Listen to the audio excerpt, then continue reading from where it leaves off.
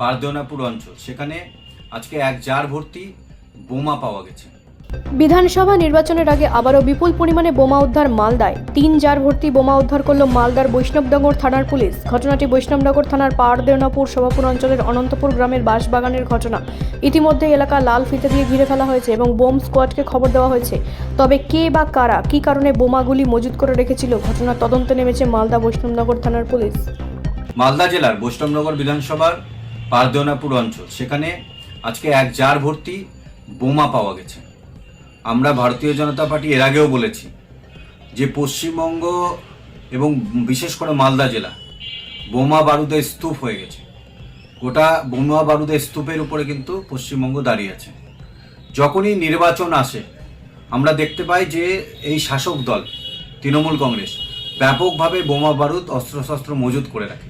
এই বোমা বারুদ অস্ত্রশস্ত্র মজুদের একটাই কারণ, যে সাধারণ মানুষকে গণতান্ত্রিক প্রক্রিয়ায় ভোটদান করতে দেবে না। কোথাও আমরা দেখতে পাই যে ইলেকশন আসলে কোথাও ইভিএম মেশিন নিয়ে এরা বোমাবাজি করে ইভিএম মেশিন নিয়ে পালায়।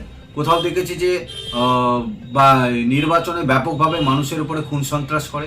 এই খুন সন্ত্রাসের রাজনীতির বিরুদ্ধে ভারতীয় জনতা পার্টি আগামী দিন গর্জে উঠে 2026-এ মানুষের আশীর্বাদ নিয়ে কিন্তু 2026-এ ভারতীয় জনতা পার্টি সরকারে আসবে এবং এই খুন সন্ত্রাসের বিরুদ্ধে মানুষ কিন্তু আগামী দিন কিন্তু জবাব দেবে। এই আমরা দেখেছি মালদার বিস্তীর্ণ এলাকা জুড়ে কোথাও খেলতে গিয়ে বাচ্চারা বোমা হাতে পড়ে কোথাও হাত উড়ে গেছে, কোথাও পা উড়ে গেছে, বিভিন্ন জায়গায় প্রচুর মানুষ মারা যাচ্ছে এই বোমা বারুদে। আমরা প্রশাসনকে জিজ্ঞেস করতে চাই, আপনারা কি করছেন? যারা এই বোমা বারুদ মজুত করছে, কোথা থেকে আসছে এই বোমা বারুদ, কিভাবে আসছে? আজকে প্রশাসনের নাকের ডগার মধ্যে দিয়ে আজকে বোমা বারুদ মজুত করছে এই শাসক দল, আর আপনারা বসে আছেন। আমরা ধিক্কার জানাই। এরপরে যদি কোথাও বোমা বারুদ মজুদ হয়, ভারতীয় জনতা পার্টি কিন্তু ছেড়ে কথা বলবে না, আগামী দিন আন্দোলন করবে। এবং সাধারণ মানুষের আশীর্বাদে, আরেকবার বলছি, সাধারণ মানুষের আশীর্বাদে খুন সন্ত্রাসের বিরুদ্ধে ভারতীয় জনতা পার্টি সরকার 2026-এ হবে, এটা নিশ্চিত। এবং 2026-এ গভর্নমেন্টে আসার পর ভারতীয় জনতা পার্টি যারা আজকে বোমা বারুদ মজুত করছে তাদের কিন্তু আমরা উত্তরপ্রদেশের মতোই দেখতে পাবো যে পশ্চিমবঙ্গে এই ক্রিমিনালদের কিন্তু ছেড়ে কথা বলা হবে না, প্রত্যেকের উপর দিয়ে কিন্তু বুলডোজার চলবে।